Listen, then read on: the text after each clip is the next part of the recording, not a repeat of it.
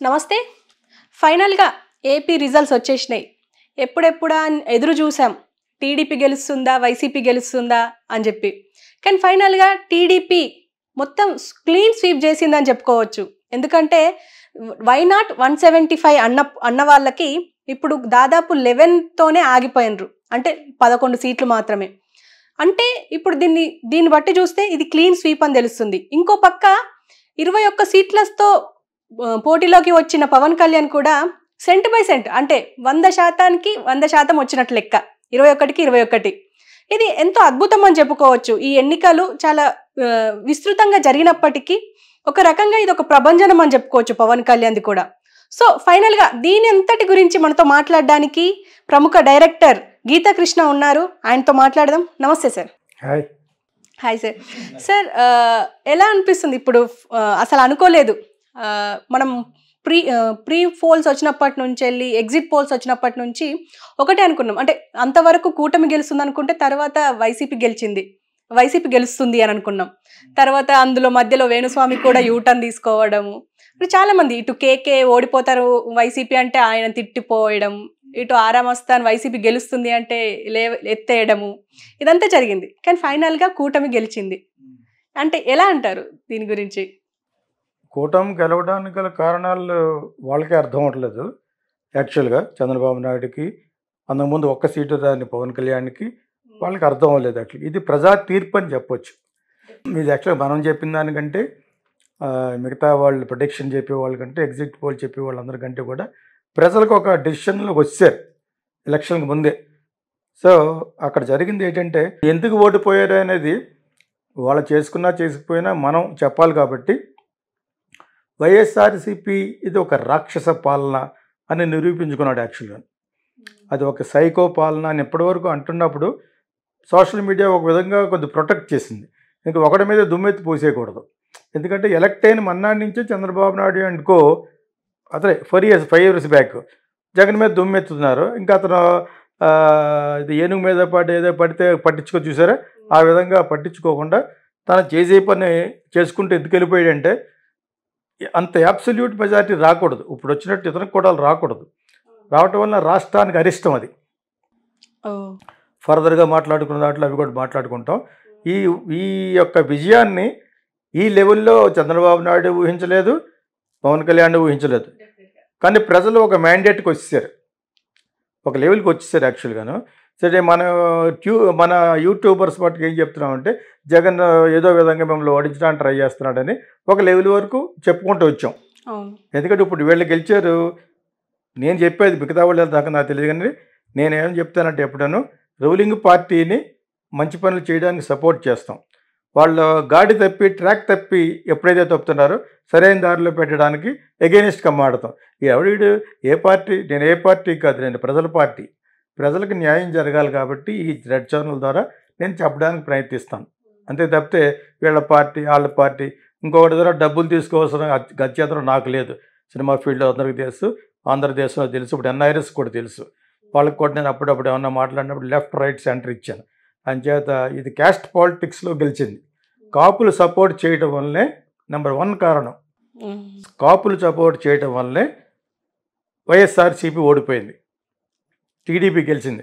అది ఎప్పుడు గుర్తుపెట్టుకోవాలి. టీడీపీ వాళ్ళు Kammas, NRS Kammas and also Lokesh. అర్థమైందా? You must remember. బికాజ్ వాళ్ళకి దేశంలోనే 100% గెలిచిన పార్టీ ఏదంటే that is Pawan Kalyan party. So ఓడిపోవడం గల కారణాలు ఎక్కువ మాట్లాడుతున్నాం కాబట్టి ఇప్పుడు సెకండ్ రీజన్ ఏంటంటే అతను ఎవరి అకౌంట్లో వాళ్ళకి బీసీలకి ఎస్టీలకి డబ్బులు వేసాడు. కాబట్టి మీకు నేను మంచి చేశాను అనుకుంటే నాకు ఓటు అయ్యిండు. నువ్వు మంచి చేయడం ఏంటి? నువ్వు వాళ్ళకి డబ్బులు ఎందుకు వేయాలి అసలు? ఎగ్జాక్ట్లీ, నేను కూడా అదే అడుగుదాం. ఎందుకు డబ్బులు వేయాలి? నువ్వు అదో పరిపాలన. బోర్డు ముండను కూర్చోబెడితే ఆ డబ్బులు వేస్తుంది, బట్టను దక్కుద్ది. అది నువ్వు ఇచ్చేది ఏంటి? అందులోనూ రిజర్వేషన్ ఉండకూడదు, డబ్బులు వేసే పద్ధతి ఉండకూడదు. ఒకవేళ చంద్రబాబు నాయుడు గారు ప్రామిస్ చేసినా కూడా అది బ్రేక్ చేయండి. డబ్బులు ఎందుకు వేస్తారు? సోమరిపోతులు చేయకండి. అదొకటి. బస్సులు ఫ్రీగా లేడీస్కి అవి వద్దు, అవి వర్కౌట్ అవ్వు. చంద్రబాబు నాయుడు గారికి ఆ యూట్యూబ్లో చాలామంది ఇలా చెప్తున్నారు కూడా, మా మీద గంటేయండి. వద్దు, ఆ 2 వద్దు. డబ్బులు ఏంటి అసలు? వాలంటీర్ సిస్టమ్ ఏంటి అన్నా అసలు? ఇప్పుడు అన్నా నేను. మరి మొన్న ఎందుకు అన్నా అంటే మొన్న ఆల్రెడీ జరుగుతున్న దాన్ని ఏది చేసినా అపోజ్ చేస్తున్నావు కాబట్టి ఎవరో మన జగన్ చేసిన పని ఏది చేసినా అపోజ్ చేస్తాం కాబట్టి అక్కడ తాత్కాలికంగా ప్రొటెక్ట్ చేసాం. అంటే ముసలి వాళ్ళు వాళ్ళకి ఇవ్వండి. ఇప్పుడు కూడా డౌన్ రాడన్ బీపీఎల్ అంటే బిలో పోవర్టీ లెవెల్ ఉన్న వాళ్ళకి I'm telling this to Chandrababu Naidu గారు అండ్ పవన్ కళ్యాణ్. బిలో పావర్టీలు ఉన్న ప్రతి క్యాస్ట్లోనే ఉంటారు, వాళ్ళకి ఇవ్వండి. అంతేగాని బీజేపీతో నేను అక్కడే ఏకీపిస్తాను, నో రిజర్వేషన్స్. కానీ అది రిలీజియన్ చెప్పకండి. అన్ని రిలీజియన్లోనూ ఉన్నారు కదా లేని వాళ్ళు, వాళ్ళకి ఇవ్వండి. కానీ ఒక ముస్లిమ్స్కి లేదు వాళ్ళకి లేదు అన్నది, అందరూ సమానమే. భేదవాడు అన్న తర్వాత బ్రాహ్మణ్ నుంచి ముస్లిం వరకు, కాపు కమ్మ రెడ్డి అందరూ రాజు అందరూ సమానమే. వాళ్ళకి ఎడ్యుకేషన్కి ఇవ్వండి, ఉద్యోగాలకు ఇవ్వద్దు. Be clarity. ఊరికనే ఓట్లు కొనుక్కోవడం కోసం ఈసారి మీరు గెలిచింది మీ యొక్క ప్రతిభ కాదు. చంద్రబాబు నాయుడు గారుకి మెయిన్, పవన్ కళ్యాణ్కి వేరే గతి లేక కాపులకి వేశారు. నాకు కాపులే కాదు అందరూ నాకు సమానం అనుకున్నా కూడా వేశారు. కారణాలు చెప్పేస్తాను, వీళ్ళు ఓడిపోవడానికి గల కారణాల్లో కాపులు సొంతం చేసుకుని పవన్ కళ్యాణ్ని మా తరఫున ఎవరో ఒకరు ఉన్నారు, ఇంకెవరు లేరు కదా, చిరంజీవి వాళ్ళే ఉన్నారు. అంటే గ్లామర్ ఉన్నవాళ్ళు. పొలిటికల్గా వాళ్ళు ఏం చేస్తారనేది ఇంతవరకు తెలియదు మనకి, వాళ్ళ యొక్క క్యాపబిలిటీస్ తెలియవు. అయినా కూడా మా తరఫున ఒకటి నిలబడ్డాడు, అతను ఎంత కాదనుకున్నా వేసేద్దామని మొత్తం గుద్దేశారు.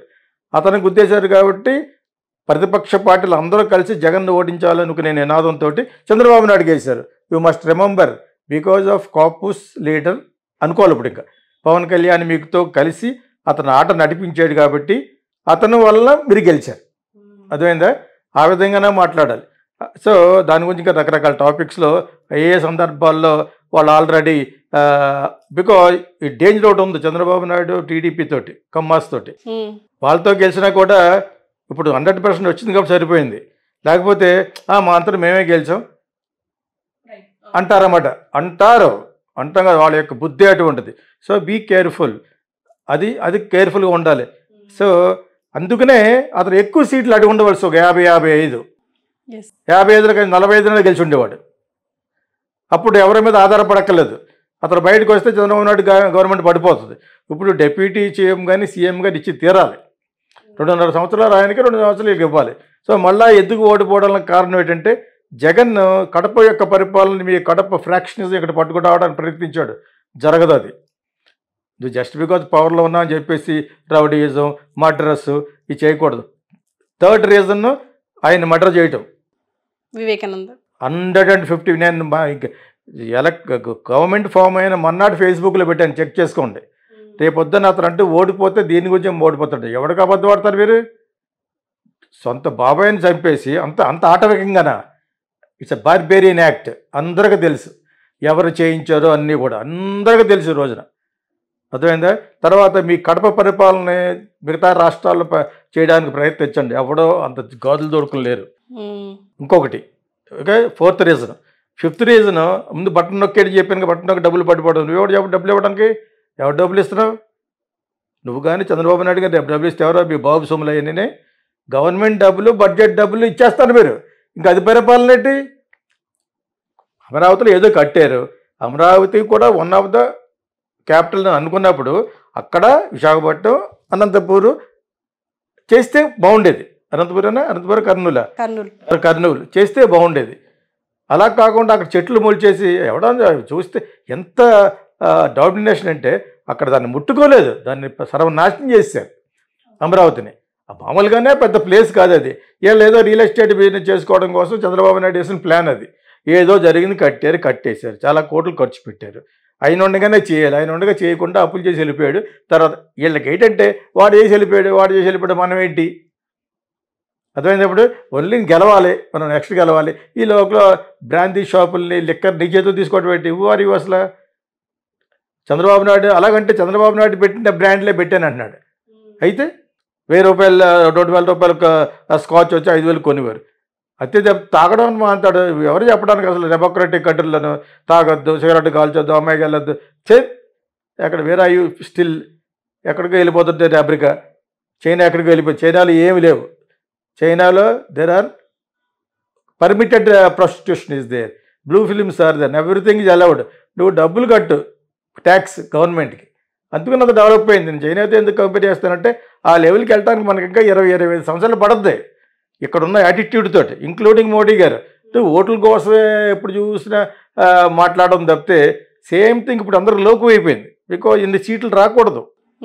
తెలుగుదేశానికి కానీ జనసేనకి ఇన్ని సీట్లు రావడం వల్ల ప్రజలకు దెబ్బ.